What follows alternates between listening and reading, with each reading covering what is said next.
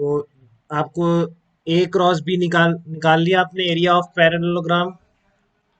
A vector and B vector are adjacent sides of a parallelogram, तो आप उसका area लिख सकते हैं magnitude of A cross B. Now you are given the diagonals of a parallelogram by p vector and q vector। तो आप कैसे निकालेंगे इस पैरेललोग्राम का एरिया? तो अगर आप p वेक्टर और q वेक्टर को या a वेक्टर और b वेक्टर को in terms of p vector and q vector अगर लिख देते हैं तो फिर आप फार्मूला लगा देंगे ना बेटा, mod of a cross b। But आपको उससे पहले इस p vector and q vector को in terms of p vector and q vector लिखना पड़ेगा, a और b को। तो ये पैरेललोग्राम है, ये एडजेसेंट साइड्स है। तो आपको मान लो डायगोनल जो दे रखे हैं, ये वाला डायगोनल दे रखा है आपको पी वेक्टर, इसको पी वेक्टर बोल देते हैं। दूसरा डायगोनल आपको ये दे रखा है, इसको क्यू वेक्टर बोल देते हैं। तो ये जो बी वेक्टर है तो ये वाला भी क्या हो जाएगा, बी वेक्टर हो जाएगा। ये वेक्टर है तो ये भी ए वेक्टर हो जाएगा। अब आप टारगेट है आपका ए वेक्टर को in terms of P vector and Q vector ले आना। तो आपको उसके लिए ट्राइंगल लॉ से समझ में आना चाहिए कि देखो आप, ये आपका क्या आ रहा है, पी वेक्टर इधर है तो पी वेक्टर को आप ट्राइंगल लॉ से क्या लिख सकते हो, ए वेक्टर प्लस बी वेक्टर लिख सकते हो। ठीक है, ट्राइंगल लॉ वेक्टर एडिशन से आप पी वेक्टर को क्या लिख सकते हैं, P vector is equal to A vector plus B vector. और इसी तरह से आप क्या लिख सकते हैं, ये आपका क्यू वेक्टर है तो क्यू वेक्टर इक्वल टू, इसको माइनस ए वेक्टर लिख दें तो ये minus A vector plus B vector equal to Q vector, ऐसे मान लिया मैंने डायगोनल। तो minus A vector plus B vector equal to Q vector. तो क्यू वेक्टर आ जाएगा आपका B vector minus A vector. तो ये दो इक्वेशन बन तो गई बेटा, ए वेक्टर और बी वेक्टर का in terms of P vector और क्यू वेक्टर आप निकाल सकते हैं इन दोनों इक्वेशन से। एक बार ऐड कर देंगे, एक बार सब्ट्रैक्ट कर देंगे। ठीक है, तो आप इनको एडिंग एंड सब्ट्रैक्टिंग आप A vector in terms of P vector and Q vector ला सकते हैं। तो आप क्या करेंगे, इनको ऐड कर दीजिए एक बार।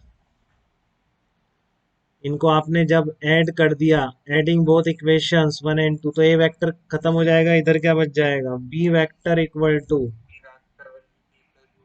P vector plus Q vector by two बन जाएगा। सब्ट्रैक्ट कर दीजिए, subtracting equation one minus equation two कर दीजिए, आप क्या बन जाएगा आपका, अब बी वेक्टर चला जाएगा, आपका ए वेक्टर आ जाएगा। ए वेक्टर कितना आ जाएगा, P vector minus Q vector upon two आ जाएगा। ये आपका ए वेक्टर आ जाएगा। अब आप अप्लाई कीजिए आराम से mod of A cross b, distributive property use करते रहेंगे, दोनों को मल्टीप्लाई करेंगे तो 1/4 तो इधर आ जाएगा, देखो नीचे डिनोमिनेटर वाला। इधर क्या बच जाएगा, p plus Q vector cross p vector minus Q vector बच जाएगा। ठीक है, 1/4 p vector plus Q vector cross p vector minus Q vector. ठीक है, अब डिस्ट्रीब्यूटिव प्रॉपर्टी अप्लाई कर दीजिए। पहले करिए p क्रॉस p वेक्टर, फिर अंदर ले जाइए minus p cross q vector, इस पर करिए plus q cross p vector. ठीक है, पहले p वेक्टर को अंदर ले गए, p cross p minus p cross q, फिर q वेक्टर को ले जाएंगे, q vector cross p vector minus q vector cross q vector, इस तरह से आ जाएगा बेटा ये। तो p क्रॉस p जीरो हो जाएगा, q क्रॉस q जीरो हो जाएगा। अब आप माइनस इसको लिख दीजिए, जैसे माइन q क्रॉस p किसके बराबर होता है, माइनस p क्रॉस q के बराबर होता है। या इसको लिख दीजिए, माइनस पी क्रॉस क्यू की जगह क्या लिख सकते हैं हम, प्लस क्यू क्रॉस पी लिख सकते हैं, क्योंकि आप देख चुके हैं A cross B equal to minus B cross है। तो ये क्या बन जाएगा, twice twice of magnitude of P cross Q बन जाएगा ये, twice of magnitude of P cross Q. ठीक है, तो यहाँ से आपका कितना आ जाएगा, अगर मैं यहाँ लिख दूँ, इस mod of A cross b का जो फाइनल आंसर है that will be equal to 2 times of q cross p, तो 2 और 1/4 है तो ये 1/2 हो जाएगा बेटा।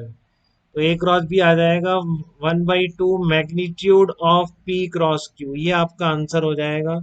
ये इस पैरेललोग्राम का एरिया हो जाएगा 1/2 पी क्रॉस क्यू।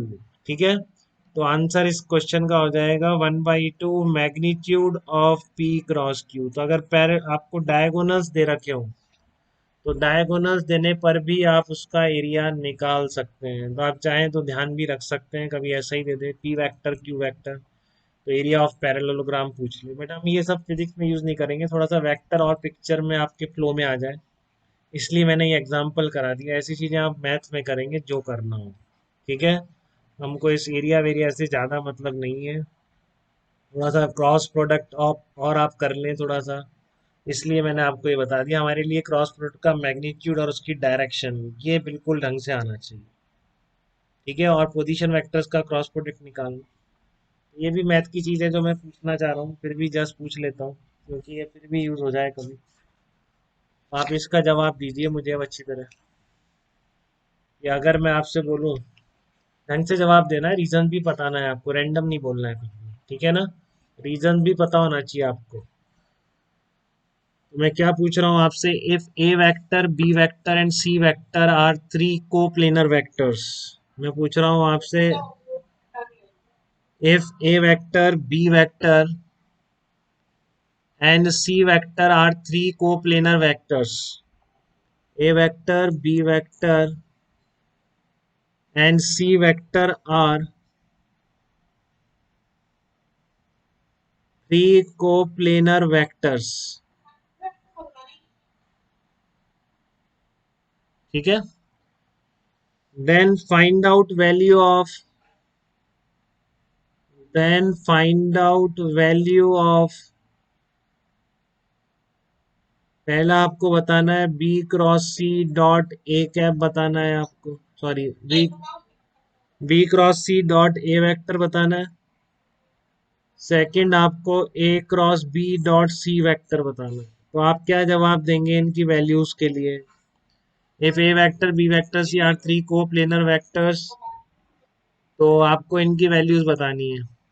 कौन बोल रहा है जीरो, कौन बोल रहा है?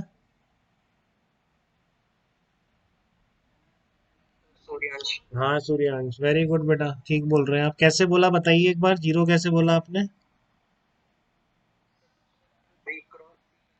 ओके बेटा, देखते हैं, करते जाइए। आपने इसने बोला बेटा सूर्यांश ने बी क्रॉस सी, तो ये क्या कह रहा है बताइए सूर्यांश आगे, B cross c.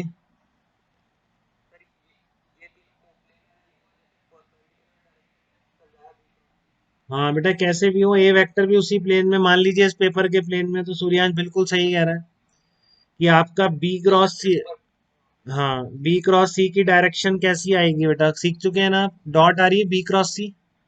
A b c तीनों एक ही प्लेन में है, मैंने इस पेपर के प्लेन में मान लिए, तो जैसा सूर्यांश ने कहा सबसे पहले बी क्रॉस सी देख लें हम। तो बी क्रॉस सी की डायरेक्शन क्या आ रही है, डॉट आ रही है। और ए वेक्टर की भी क्या होगी सूर्यांश बताइए आगे, ये डॉट आ गई।